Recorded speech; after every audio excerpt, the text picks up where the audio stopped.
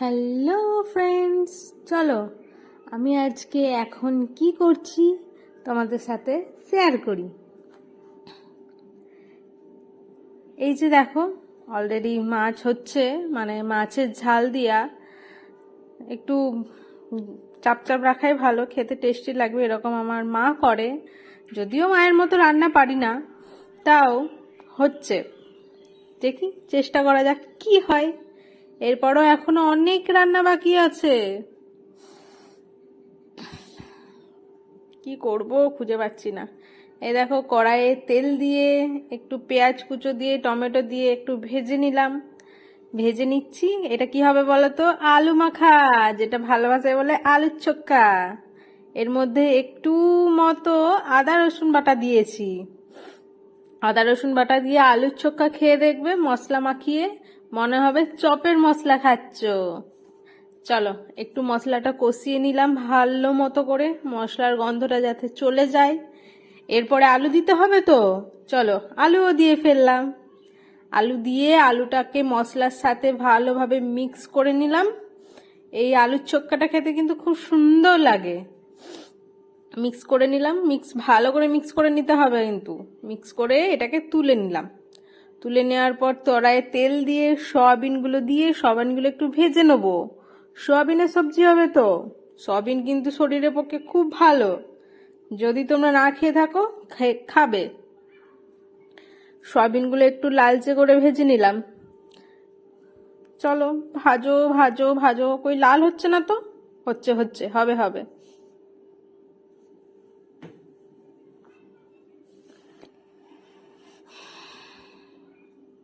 চলো ওই তেলের মধ্যে আলুগুলো দিয়ে দিলাম। আলু দেওয়ার পর একটু পরিমাণ হলুদ দিতে হবে, যাতে আলুটা একটু হলদে হলদে ভাব হয়ে যায়। আলুটাকে চটপট ভেজে নিলাম। ভাজার পর আলুটাকে তুলে নিলাম। এবারে ওই তেলের মধ্যেই কিন্তু আমাকে পটলগুলো দিয়ে দিতে হবে। দিয়ে দিলাম পটলগুলো দেওয়ার পর পটলগুলোর মধ্যে একটু পরিমাণ হলুদ দিয়ে দিতে হবে, যাতে পটলটা একটু হলদে হলদে ভাব হয়ে যায়। চলো পটলটা লাল করে ভেজে নিলাম। চটপট লাল করে ভাজার পর পটলটা তুলে নিলাম।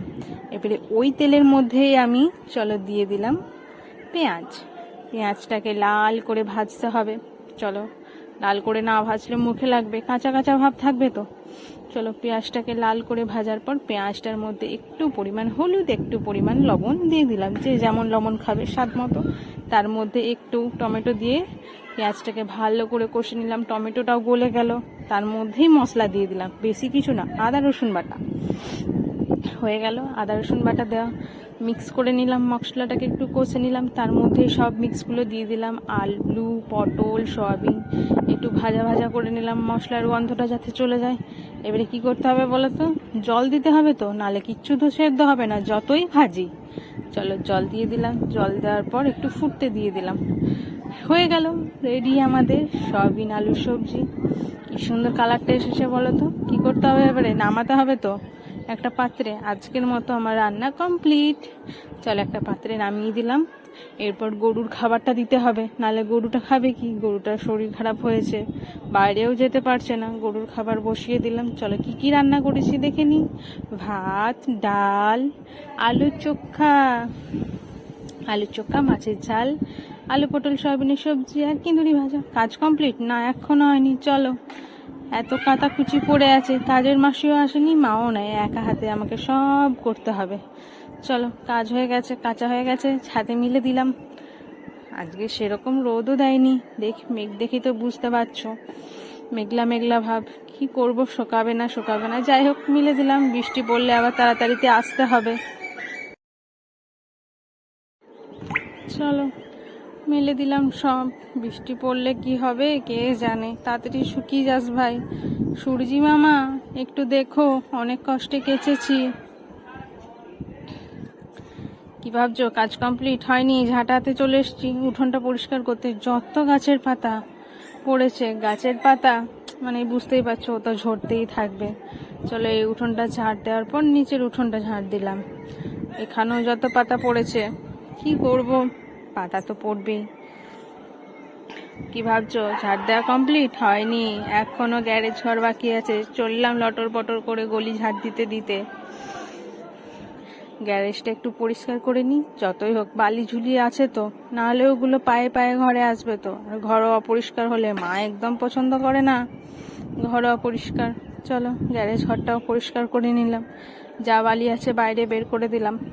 আমাদের কিন্তু বাগান বাড়িটা খুব সুন্দর, আমার বাবা খুব সবজি লাগিয়েছে। এই দেখো, যদিও আমি সবজিগুলো দেখাতে পাচ্ছি না, এই খাটটা কিন্তু আমার বাবা বুনেছে। সব হাতের কাজ পারে। কি ভাবছো কাজ কমপ্লিট?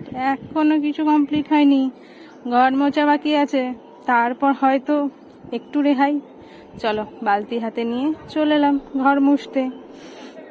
এই যে হাতে শ্যাম্পু, কি ভাবছো মাথায় নেব?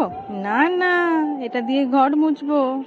শ্যাম্পু দিয়ে ঘর মুছলে আশেপাশে যত কালি নোংরা বসে থাকবে সব উঠে যাবে, আর ঘরটাও একটু পরিষ্কার লাগবে। চলো বেসিন দিয়ে শুরু করলাম। বেসিনটা একটু ভালো মতো করে পরিষ্কার করে নিই, যদিও বেসিনে আমাদের নোংরা থাকে না, তাও একটু করে নিই। বেসিন দিয়ে শুরু হলো, চলো শেষ করি কোথায় দেখি। বেসিন দিয়ে শুরু হওয়ার পর ডাইনিংয়ে চলে এলাম। ডাইনিংটা সকালে খাওয়া হয়েছে, মোছা হয়নি, চলো মুছে দিলাম ডাইনিংটা।